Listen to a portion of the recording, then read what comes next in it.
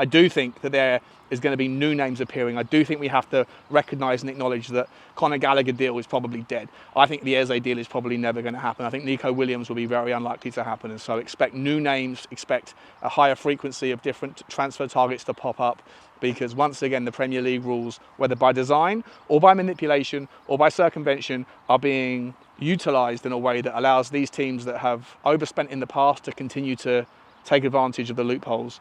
And consequently, the transfer targets that you've been hearing about that were based on those loopholes not being utilised will have to move on, and a new set of names will come into play.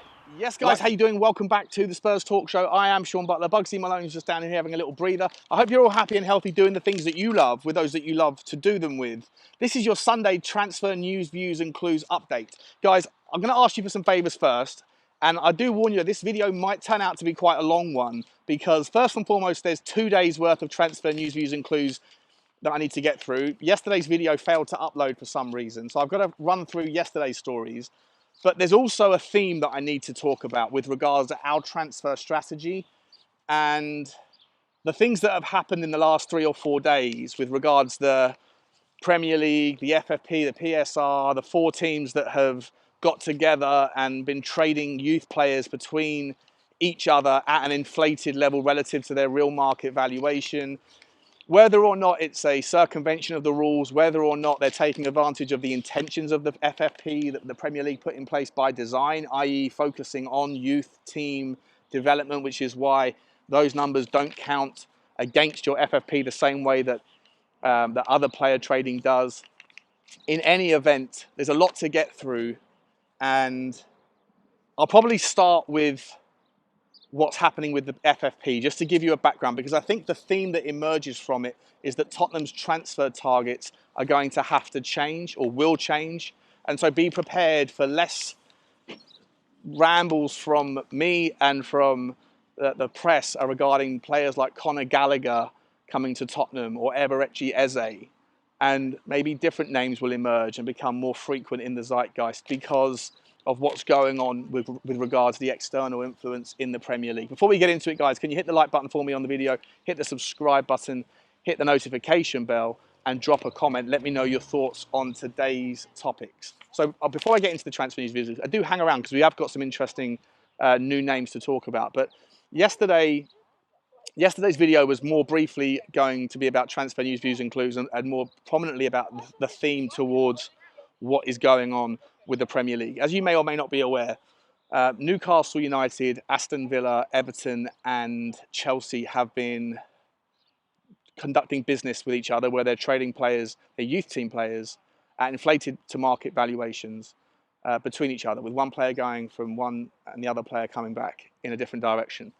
Not all of the deals are confirmed yet, but a lot of them are advanced, and it's all obviously hiding in plain sight to try to make sure that their books are on the right side of the FFP number before the July 1st or the June 30th deadline. And look, whether or not it's against the rules, or sorry, a circumvention or a loophole is kind of irrelevant. If I'm entirely honest, I think the Premier League have structured the rules in a way that they actually encourage youth team trading, youth team development. That's why it counts as infrastructure spend, which doesn't count against your books like traditional trading of players does. But in any event, those 4 teams are 4 of the 5 or 6 teams that were supposed and proposed to be financially maybe in jeopardy with regards to getting their accounts right. And that is in no small part why Tottenham have been linked with a lot of players, and a lot of other clubs like Arsenal have been linked with some of the bigger name, better name players at some of these clubs that are in financial jeopardy over the last few months, expecting these clubs to have to sell some of their best players in order to get the right side of the line. Bruno Guimaraes, Alex Isak, for example, players that Newcastle fans have always maintained were never leaving, but all of the press have suggested might have to be sold to help Newcastle get the right side. That's no longer going to happen because of some of the trades that are supposed to be confirmed over the next couple of days between Newcastle and Chelsea, or Newcastle and Aston Villa, or Newcastle and Everton, for example. What about Aston Villa? Players like Ollie Watkins for a time were suggested to be leaving. That's not going to happen. At Chelsea, Conor Gallagher, Trevor Chalobah, those were the big names, and Tottenham were linked for the last year with Conor Gallagher. And maybe Daniel Levy, if the reports are believed to be true that he was our #1 target or one of them, then maybe he's been naive to think that Chelsea, having demonstrated over the last 2 years a never-ending ability to find rules and ways in which to circumvent proposed spending caps, continue to find ways to get around it. And Conor Gallagher now, the transfer to Tottenham seems incredibly unlikely, unnecessary from Chelsea's perspective, undesired from Conor Gallagher's perspective, and so incredibly unlikely from a Tottenham perspective. Now, moving away slightly from the FFP and the PSR stuff, you can also possibly and probably make some assumptions around other transfers that have been linked with Tottenham for a long time, like Eberechi Eze. The Michael Olise move from Crystal Palace to Bayern Munich, with the structure of the deal as it's apparently been reported to represent, would make it unlikely that Crystal Palace are going to be interested in selling Eberechi Eze unless they absolutely have to. And the only way that they have to is if the release fee is triggered, and the way that release fee deal is structured is to include a massive slice, up to 75% of the fee up front, £50 million up front, which makes the deal increasingly unlikely for a team like Tottenham, who have never in the past shown a desire or a willingness to conduct their business in that sort of way. And so, as a consequence, Eze may still leave Crystal Palace, he may still go somewhere, but will he go to Tottenham Hotspur? I would be increasingly surprised for that to be the case.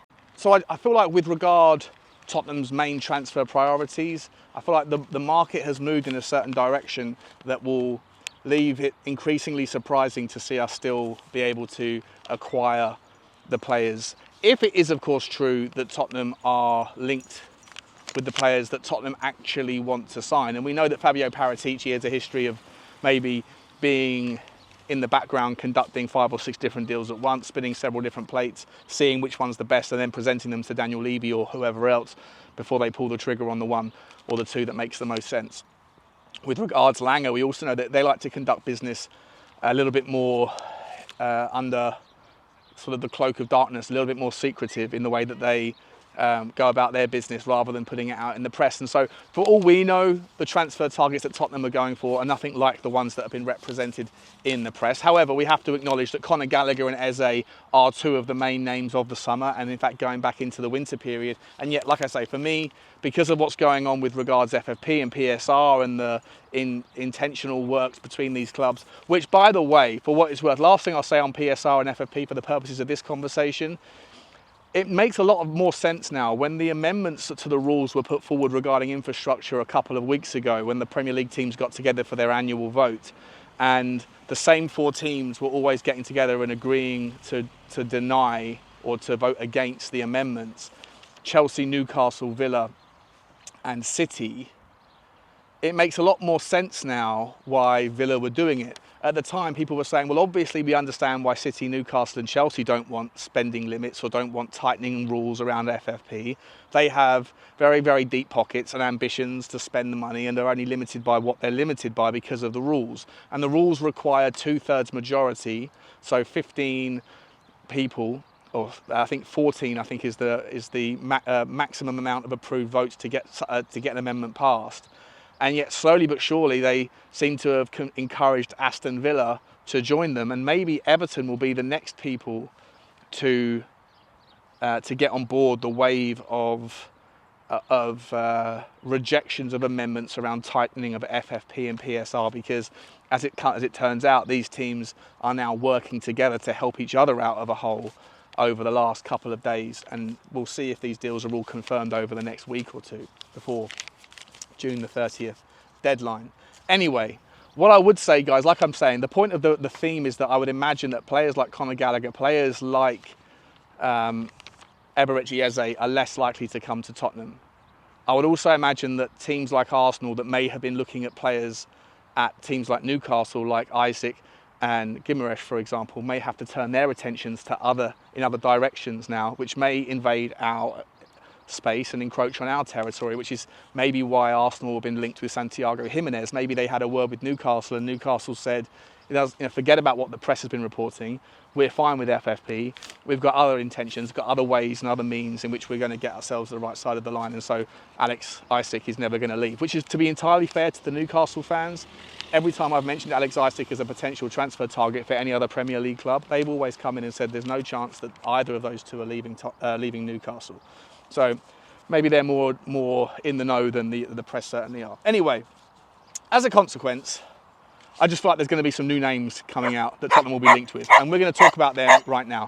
So, just quickly, the first names off of the list that were new from yesterday that hadn't really been mentioned before until recently.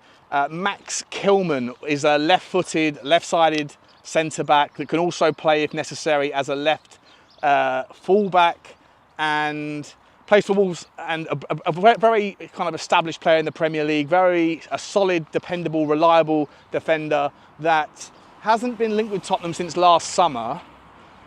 Although Henry and I had a chat about this a couple of weeks ago when we were looking at all of the different left-sided, left-footed centre-backs that Tottenham were looking for, and when we were thinking that Calafiori was out of the equation, when we were thinking that Buongiorno was out of the equation, how many others, especially if Jared Branthwaite is no longer available, how many others are there out there? And if Tottenham do want a left-footed player, then we mentioned Max KILMAN as a potential solution. Now, that player was then mentioned on Give Me Sport in yesterday's Transfer News, Views and Clues, but comes with a £50 million asking price, which of course is ridiculous. He's 27 years old. He is a Premier League regular. I don't think he would want to come and play second fiddle necessarily to Micky Van De Ven at Tottenham anyway, but then any defender that Tottenham are trying to bring in is going to have to combat and compete with Micky Van De Ven or be ready to share the minutes.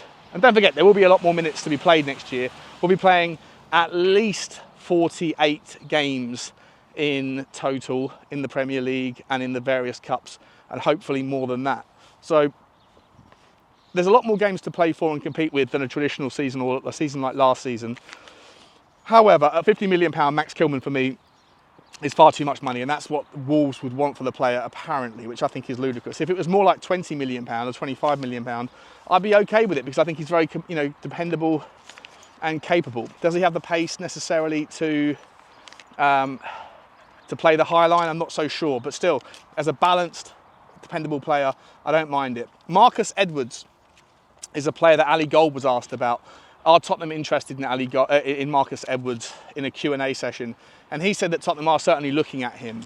Now, to me, I do not understand why people don't want Marcus Edwards, why they turn their nose up to Marcus Edwards. If you actually look at his stats, he had 26 starting appearances last season, 4 goals and 5 assists for Sporting. But to me, he reminds me a lot of Aaron Lennon, his size, his frame, the sort of quick, short steps that he takes when he's sprinting and running with the ball. He's a brilliant dribbler, can shift his balance and feet. He can take players on. He's got a lovely little first touch and go.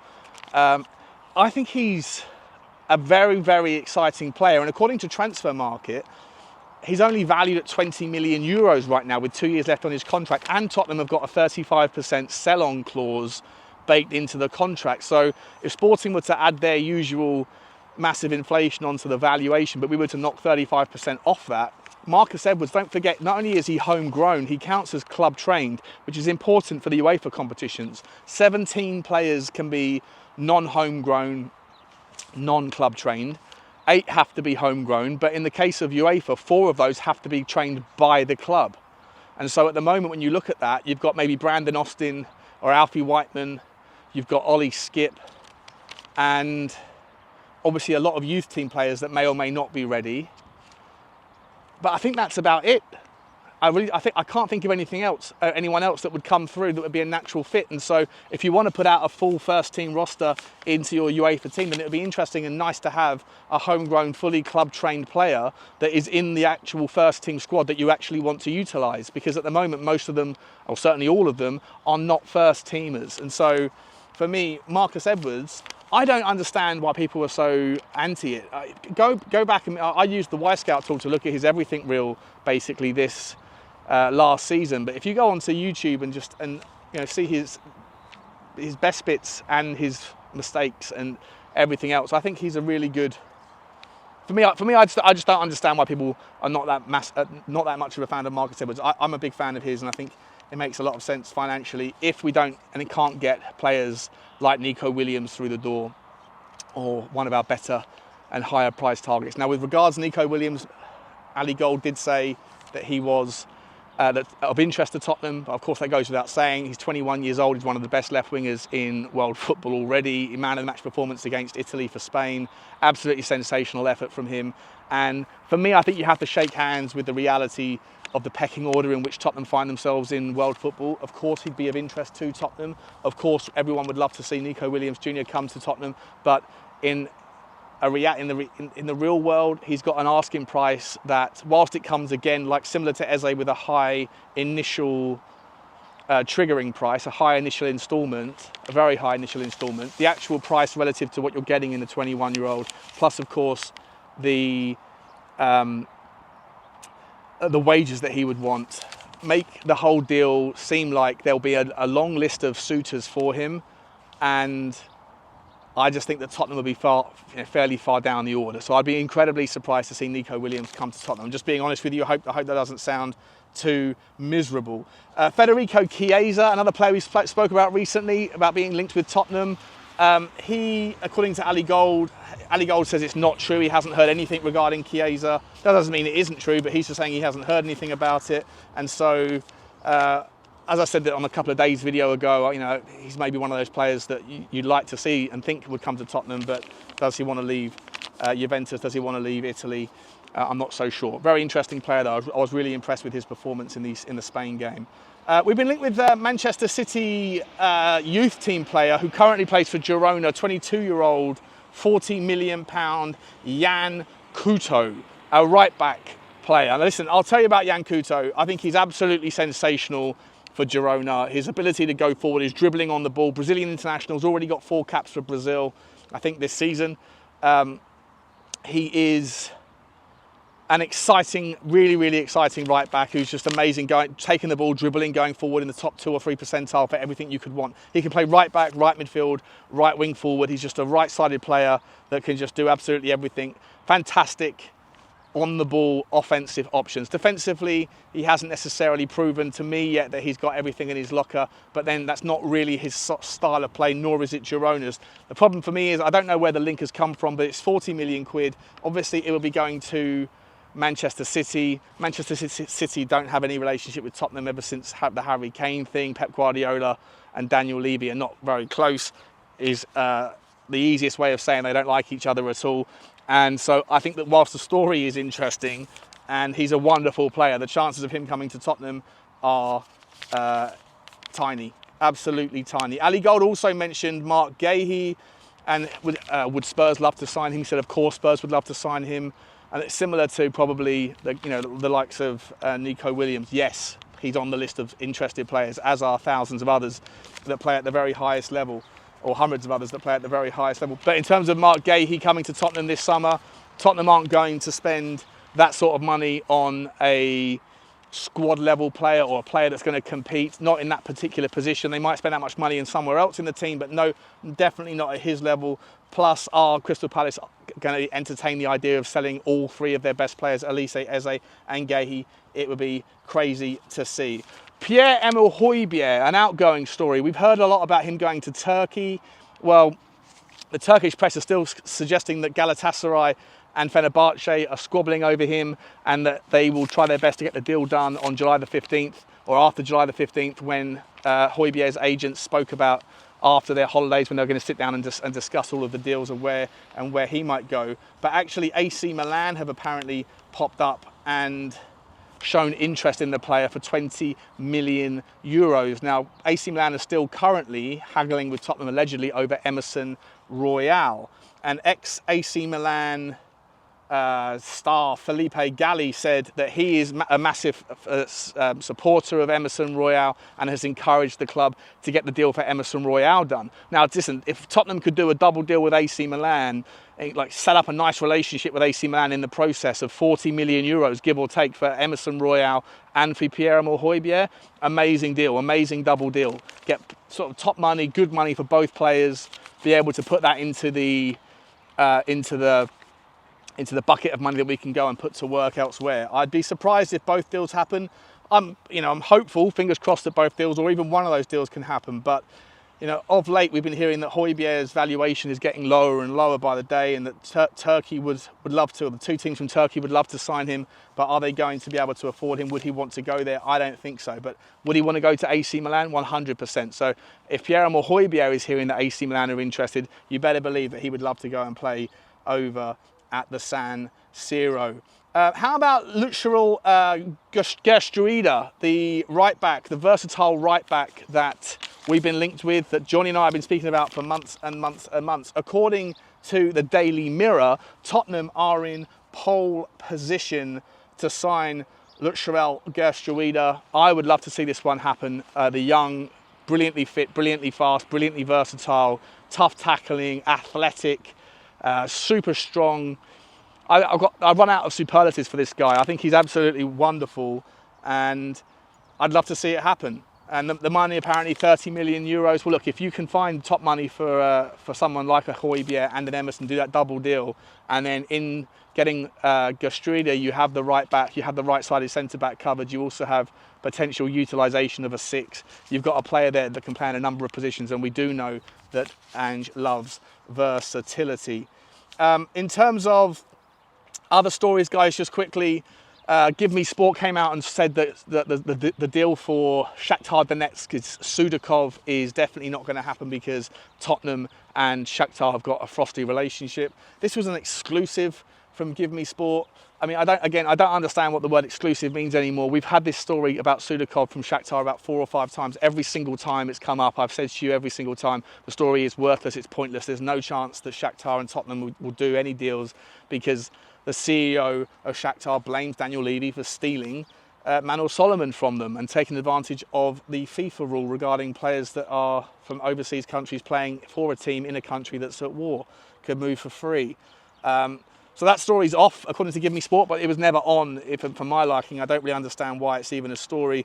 And then Christian Romero, Pete O'Rourke's come in with 2 more exclusives. The first exclusive yesterday was that Tottenham are not going to sell Christian Romero to Real Madrid. Once again, not sure how that's an exclusive, Pete, when that story was poo-pooed by Fabrizio Romano about a week and a half ago when he said I could spend 3 hours talking about the amount of teams that are interested in Romero, but it's easier just to say that Tottenham are not interested in selling him. But there's another story out today saying, and this is from, I think, from TottenhamNews.com or TottenhamTransferNews.com. I'm not sure if these guys are even who they are, but they seem to be reported on quite a lot, so I'm going to include it, that Romero is also of interest by PSG, but once again that Tottenham have got absolutely no interest in selling Romero to any of those players. And the only way that Tottenham, according to Ali Gold, would consider making a big move for a player like Marc Guehi, or spending that sort of money on a player like Marc Guehi, would be unless there's a change to the first team roster centre-back situation, which would require either there being truth to the Romero news or there being some truth to the stories about Dragusin maybe being moved on within 6 months of joining the club, which again, both stories to me seem entirely incredible. And not incredible in the nice word, but incredible as in, yeah, not going to happen. So yeah, the interesting story of the day for me is Marcus Edwards, though. I want to know your thoughts on Marcus Edwards, guys. Do you fancy Marcus Edwards? I like the player. I think he does exactly what we need in a winger. Loves to take players on. Yeah, okay, he's got 9 goal contributions in 26, which is better than 1 in 3. He's homegrown, can play off the right, can play off the left. He's more direct and can do the things. I know he's not your Nico Williams. I know he's not like necessarily going to be the very #1 name on your list, but in terms of does getting that deal done for say £25 million allow you to go and spend the 50 or 60 that you might need to do on getting like a Gyökeres in? Does that make more sense to you? Or would you rather see Tottenham spend or try to compete with the likes of Real Madrid and whoever else on like a Nico Williams to ultimately be left disappointed because you're not going to get him anyway, and then have to go and settle for a Serhou Guirassy or an El Naziri in the striker role? To me, I think that if Tottenham could go and get a Marcus Edwards for the right money with that 35% sell-on clause, when you factor in the homegrown and the club-trained valuation, when you factor in his versatility, what he can actually do with the ball, I actually don't mind it at all. He's a very good crosser of the ball. He's a good dribbler. He can pop up. He's confident.